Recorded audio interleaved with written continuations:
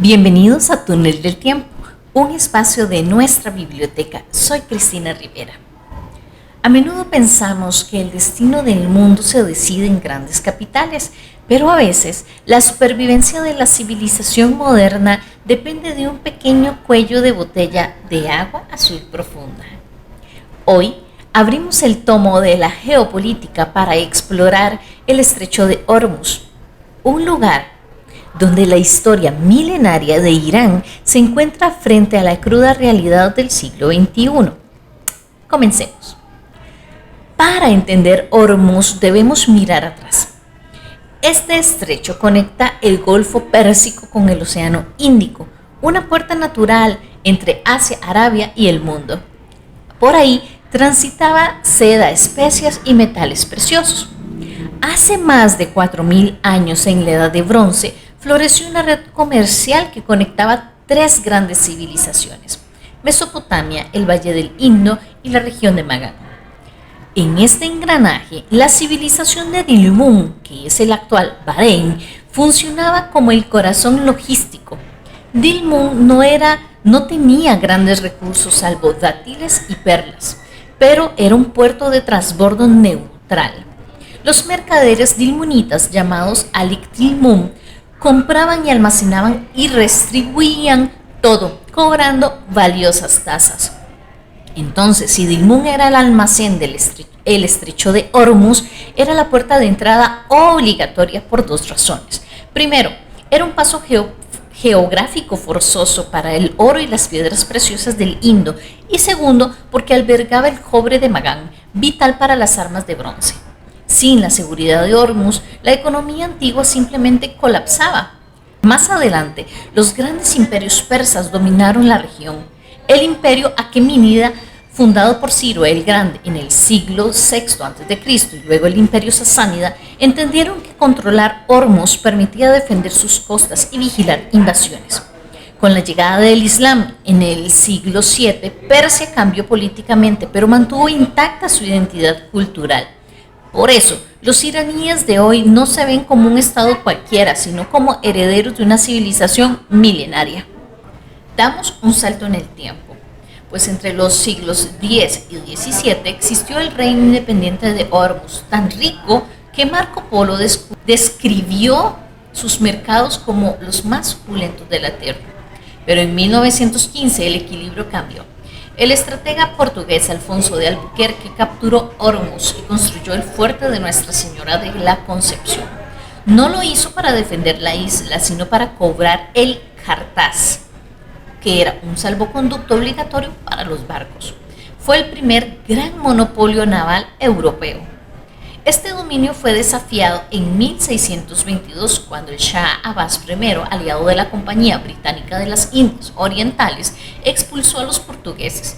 Fue la primera vez que una corporación privada intervino militarmente para cambiar la geopolítica, iniciando una era de influencia británica que duraría hasta 1971.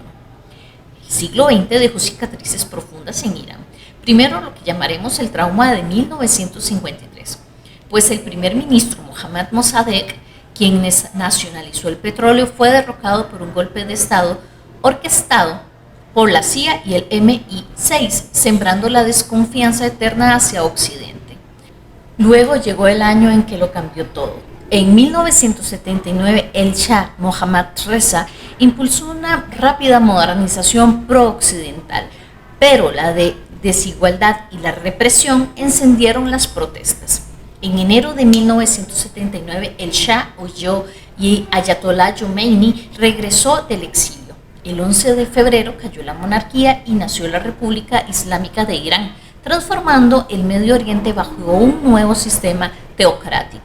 Desde esa revolución hasta este año 2026, Irán había tenido únicamente dos líderes supremos, quienes ostentaban la máxima autoridad política, militar y religiosa del país. El primero fue el propio Ayatollah Khomeini, quien gobernó con puño de hierro desde 1979 hasta su muerte en 1989, consolidando el poder del clero. Tras su fallecimiento, el cargo vitalicio pasó al ayatolá Ali Khamenei, quien fue asesinado el 28 de febrero de este año durante un ataque aéreo masivo perpetrado de forma conjunta por las fuerzas de Estados Unidos e Israel. Esto contra su residencia en Teherán, en el contexto de la escalada bélica que se desató en la región. Tras este acontecimiento, la Asamblea de Expertos nombró a su hijo Mojtaba Khamenei como el tercer líder supremo de Irán.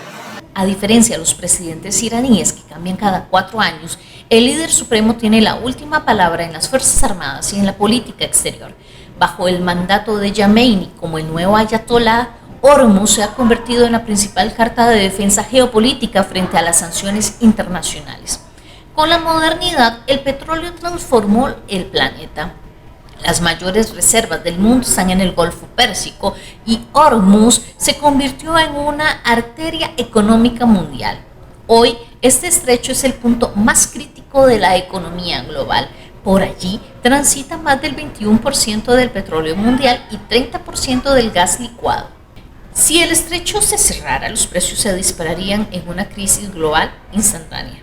Para Irán, controlar Hormuz es su palanca de supervivencia estratégica. Sin embargo, una mirada más neutral nos recuerda que Hormuz no nació como un símbolo de confrontación, pues durante milenios fue un espacio natural de conexión e intercambio cultural entre Persia, Arabia, India y África. Hoy, millones de personas siguen dependiendo de esto. Si su historia nos enseña que el poder no reside en el territorio más grande, sino en el lugar más estratégico. Gracias por acompañarme en este viaje de túnel del tiempo en la biblioteca. Espero que la próxima vez que vean el precio del combustible en las noticias recuerden que hay un pequeño paso de agua donde la historia del mundo se sigue escribiendo minuto a minuto. Soy Cristina y los espero en el próximo episodio. Hasta la próxima.